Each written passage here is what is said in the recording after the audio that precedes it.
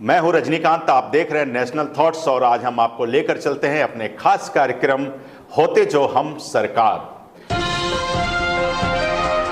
तो आज हम बात करेंगे, हमारे बीच में हैं डॉक्टर वेद प्रकाश गुप्ता जी। तो सर, आपका बहुत बहुत स्वागत है हमारे इस कार्यक्रम में। नमस्कार। तो सर, सबसे पहला हमारा छोटा सा सवाल आपसे है, आज के समय का जो वर्तमान स्थिति है उस पर हम बात करेंगे। आजकल बहुत चर्चा में है, शायद हास्यास्पद भी हो लेकिन कुछ लोगों के लिए बहुत सीरियस विषय है, और लव जिहाद की बात होती है। प्रेम के वशीभूत पूरा देश, पूरा समाज, पूरी सृष्टि, जिसे हम प्रेम की संज्ञा देते हैं। और रहीमन धागा प्रेम का मत तोड़ो चटकाए, टूटे से फिर ना जुड़े, जुड़े गांठ पड़ जाए। जहां प्रेम की इतनी बड़ी बात करी गई कि कभी तोड़ो मत उसे, लेकिन स्वार्थ के वशीभूत होकर। अभी आपने एक घटना सुनी होगी सर, कि भारत की एक लड़की ISIS में जाकर भर्ती होती है और बंदूक लहरा के कहती है मैं भर्ती हो गई। और बाद में जब उसकी सच्चाई आती है और उसके आधार पर जब किसी भारत के डायरेक्टर ने फिल्म बनाई द केरला स्टोरी, तो उस पर बहुत सारे लोगों ने ऑब्जेक्शन भी किए कि यह है क्या। अब खुलकर सामने आ रहा है कि हमारे देश में हो क्या रहा है। ये जो लव जिहाद की बात है ना, पहली बात समझे गलत क्या होता है। जैसे मैं अभी कह रहा था कि मारना गलत है कि ठीक है, ये निर्भर करेगा कि हमने क्यों मारा। एक व्यक्ति ने किसी को मार दिया, उसको फांसी हो गई, और दूसरे व्यक्ति ने 100 लोग मारे, उसको परमवीर चक्र मिल गया। मारना गलत और ठीक की निशानी नहीं है। किस उद्देश्य के लिए काम किया, समाज को बचाने के लिए, धर्म को बचाने के लिए, देश को बचाने के लिए काम किया, तो उसका मारना पुण्य काम हो जाएगा। इसलिए कृष्ण भगवान अर्जुन को लड़ने को कह रहे हैं, लड़, शांति करने को नहीं कह रहे, लड़ने को कह रहे हैं। और बिना अपने स्वार्थ के लिए किसी को मारना, उसी में तकलीफ हो जाएगी। जैसे एग्जाम्पल, इतिहास से एग्जाम्पल लें, कर्ण, इसने शक्तिशाली बहुत था, लेकिन अपने अपमान का बदला लेने के लिए सारी उम्र काम करता रहा जी। और परशुराम जी समाज से बुराई को समाप्त करने के लिए काम करते रहे जी।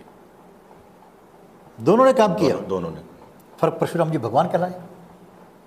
उन्होंने अपने व्यक्तिगत स्वार्थ के लिए नहीं, व्यक्तिगत बदला लेने के लिए नहीं, समाज के अंदर अहंकारी लोगों को समाप्त करने के लिए, जिनके अहंकार के कारण समाज परेशान हो रहा था, उन्होंने लोगों को मारा, क्योंकि समाज से बुराई दूर करनी थी। तो परशुराम का नाम परशुराम भगवान। और कर्ण ने अपने व्यक्तिगत अपमान के लिए बदला लिया, कर लिया, तो उसका स्थान नीचे हो गया। तो आपने जो लव जिहाद की बात की, दुनिया में बुरी क्या चीज़ होती है। दो लड़का लड़की प्रेम करें आपस के अंदर, कोई बुराई नहीं है, यदि उसमें छल और बल ना हो जी। कोई भी चीज़ दुनिया के अंदर आप काम करते हैं, व्यापार करते हैं या व्यवहार करते हैं, छल और बल से किसी का अधिकार लिया जाए, छल या बल से, वो पाप है, वो गलत है जी। वरना प्रेम करना बुरी बात नहीं है। जब छल से प्रेम किया जाए तो पाप हो गया, बल से प्रेम किया जाए तो भी पाप हो गया वो। तो आजकल जो बातें आ रही हैं इस बारे के अंदर समाज में चर्चा क्या है कि छल पूर्वक बहुत से लोग ऐसे काम करते हैं। कई लड़कियां ऐसे काम करती हैं जो लोगों को ठगने के लिए, कई लड़के ऐसे काम करते हैं। जी। तो कई बार एक सुनियोजित ढंग से ऐसे काम किए जाते हैं तो बड़ी सुंदर चीज़, प्रेम जैसी सुंदर चीज़ भी बदनाम हो जाती है। एकदम सही से। वरना दुनिया में प्रेम से शक्तिशाली कुछ नहीं है। प्रेम पत्थर को मोम कर सकता है, प्रेम भगवान को कंट्रोल कर सकता है, और प्रेम के कारण ही लोग शेर को पाल लेते हैं, सांप को पाल लेते हैं, कुत्ते बिल्ली को पाल लेते हैं, प्रेम के कारण, प्रेम से। तो लेकिन जब ये छल और बल बीच में आ जाए तो लव जिहाद जैसी चर्चा होनी शुरू हो जाती है।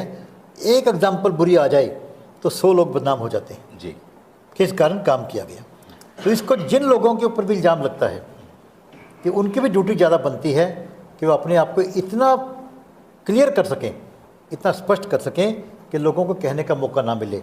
इसकी सबसे बड़ी एग्जाम्पल आती है भरत की। भरत ने कोई गलत काम नहीं किया था, पर उस पर इल्ज़ाम लग गया। जो हालात थे, आज के दिन कोर्ट में हालात तो सब कहेंगे कि भरत ने काम करवाया होगा। स्वयं तो जाकर बैठ कर ननिहाल अपने, और माँ को बोल दिया माँ तो काम कर देना ये पीछे से। लाभ किसका? भरत का। आज कोर्ट में देखते हैं भाई इस कांड से, इस बेईमानी से, इस छल से या इस एक्शन से किसको लाभ हो रहा है? जिसको लाभ हो रहा है उसने गलत काम किया होगा। तो भरत ने क्या किया?